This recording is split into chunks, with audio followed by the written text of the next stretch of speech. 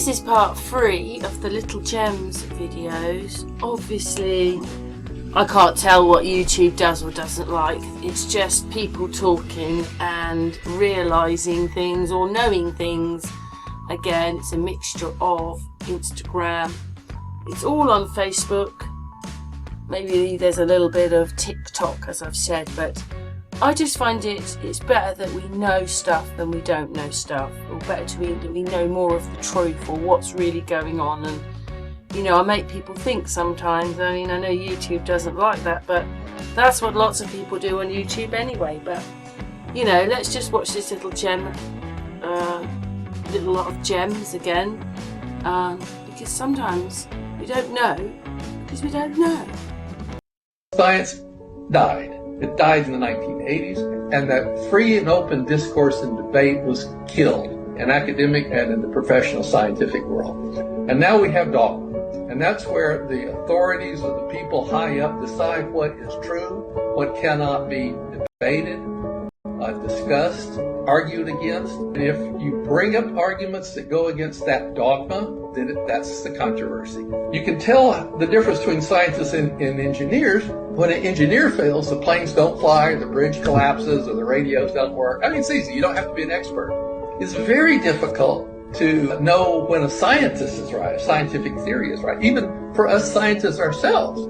Early 2020 was a wake-up call for me in this regard, as I realised much of what we were taught as doctors was not science, but dogma. We have government-approved individuals who are portrayed to the public as top scientists by state-funded media. Some don't seem to realise that they are useful puppets being used to push political policies and fear. This man explains how he's gonna live forever, and Tucker Carlson just interviewed him. And what he said at the end of this clip is absolutely disturbing. Those would not include injecting yourself with your son's blood, right? That's right. Why'd you do that? And one day I was talking to my dad and he said, I need to tell you, I had this really scary situation where he said I wrote a brief, I walked away, I came back and I saw that my words were a jumbled mess. I was experiencing cognitive lapse and I wasn't aware of it. He's 71. He said, I'm terrified of losing my mind. Yes. And I said, Dad, how interesting, because right now the team and I are talking about plasma infusions. And so I said, if you're interested, I'm happy to give you a liter of my plasma. And then my 17-year-old son was there and he's like, hey, if you guys are doing it, I'm in. So my son gave me a liter of plasma. I gave my dad a liter of plasma. The data showed that in me, there was no effect. But in my dad, his speed of aging reduced by 25 years. Okay, so now we're getting into the theories about taking the blood of children. So this is very common. We do organ transplants. We all donate blood. So it's just in a slightly different frame, but it's very much a part of. Well, it's a recognizable frame. And by the way, I'm not endorsing any of this, but there is a frame, to use your word, on the internet of like super rich tech billionaires living forever on the blood of children. Yeah. Not a super appealing frame, I would say. Yeah. This is that. Yeah, and we did it openly. So check this out, guys. This is the Lockheed SR-71 Blackbird, and its top speed is 2,200 miles an hour. Also, the SR-71 can fly at altitudes above 80,000 feet. Let's just think about it for a minute. If the Lockheed can go over 2,000 miles an hour, how much curvature should it account for to stay at the same altitude? So again, its top speed, 2,200 miles an hour, and let's just say there's 2,200 miles between point A and point B. That means that there would be 570 miles of curvature drop between the 2 points of reference. That means the Lockheed will be dipping 9.5 miles per minute, or 836 feet per second. Did y'all catch the last part? 836 feet per second. But let's just see what NASA has to think about planes flying over the Earth. This is NASA's document 1207 called Derivation and Definition of a Linear Aircraft Model. Summary: this report documents the derivation and definition of a linear aircraft model for a rigid aircraft of constant mass flying over a flat, non-rotating Earth. Wait, what? Flying over a flat, non-rotating Earth, as well as a helicopter, a mathematical model of the CH-53 helicopter. The helicopter equations of motion are given in body axis with respect to a flat, non-rotating Earth. only one problem with that. Why would they assume any planet, let alone Earth, to be flat and non-rotating? Think about it. And they tell us we live on this ball, spinning, processing through space. Conspiracy theory on the planet.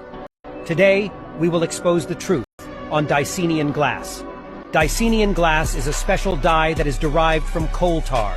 In 1911, a man by the name of Walter John Kilner developed a device called the Kilner screen. This screen consisted of collodion-coated, dye-treated glass plates with Dicenian dye sandwiched in the middle. In his book, The Human Atmosphere, Kilner proved that by using these two glass panes as wearable eyeglasses, the user would be able to train the eyes to perceive electromagnetic radiation outside the normal spectrum of visible light. Kilner not only proved the existence of the human aura, but also proved that by using this special dye you can pierce the tapestry of the third dimension and gaze into the dimensions above. After Kilner published his findings, the United States swiftly stepped in. They confiscated everything and degraded the dye. Not only is Dicenian extremely hard to get a hold of, it is almost completely blacklisted from the internet. Nothing is new under the sun. Mostly just shelved technology from the old world that sat around until they could re-engineer it to maximize profit. Check out the original mobile phone from all the way back in 1940. Here is the ARC Cambridge car phone. This is just one of the many models offered from that time. But hold the phone, because we got an awesome video of them in action. On a side note, I've always loved how the interiors looked on these older cars. The style and aesthetics, and the phone just goes perfectly with that. Type of mobile telephone service was used when our friend Mac called from his mobile telephone. This service is designed to provide a means of communication for those who travel in city areas as well as those who travel along intercity highways. Any place having regular telephone service or any vehicle having mobile equipment can originate or receive a call.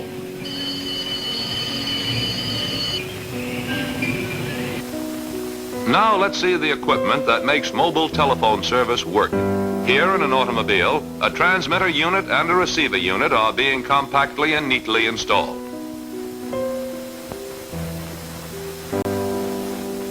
The flexible antenna is mounted on top of the vehicle, or in the case of trucks, on the side toward the rear. The control unit is simple to operate. The operator calls by ringing a bell. At the same time, a signal lamp on the left of the unit lights up. Throughout the country, mobile telephone stations are being expanded to become links in a nationwide network. The mobile telephone greatly expands the scope of voice communication.